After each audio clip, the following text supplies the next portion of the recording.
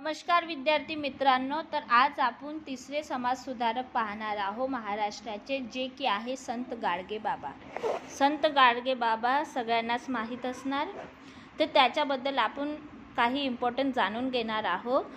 गाडगे बाबांनी अज्ञान, अंधश्रद्धा व अस्वच्छता यांचे उच्चाटन करण्यास प्राधान्य दिले. गाडगे बाबांचा जन्म 23 फेब्रुवारी 1876 रोजी शेंडगाव, तालुका अंजनगाव, सुरजी, जिल्हा अमरावती येथे परीट समाजात झाला. पूर्ण नाव ढेबूजी झिंगरोजी जानोरकर. त्यांचं पूर्ण नाव ढेबूजी झिंगरोजी जानोरकर हे होते. आईचे नाव सखुबाई. बालपण दापुरे, तालुका मूर्तिजापूर येथे आजोळी झाले. 1892 साली बाबांचा विवाह झाला.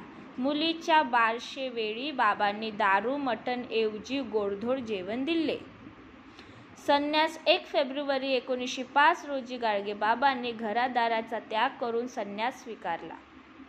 अंगावर गोधडी वजा फाटके तुकडे कपडे, हातात खराटा व 1 फुटके गाडगे असा त्यांचा वेशभूषा असे. त्यामुळे त्यांना गाडगे बाबा तसेच गाथडे बुवा अशी नावे मिळाली.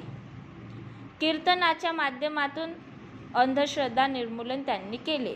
बाबांनी विदर्भातील ऋणमोचन येथून कीर्तनाद्वारे लोकशिक्षणेचे कार्य सुरू केले. बाबांनी गावोगावी फिरून कीर्तन केली व त्या माध्यमातून समाजातील अंधश्रद्धा, भोळ्या समजुती दूर करण्यास प्रयत्न दिले. गाडगे बाबा संत तुकारामांना गुरुस्थानी मानत असे.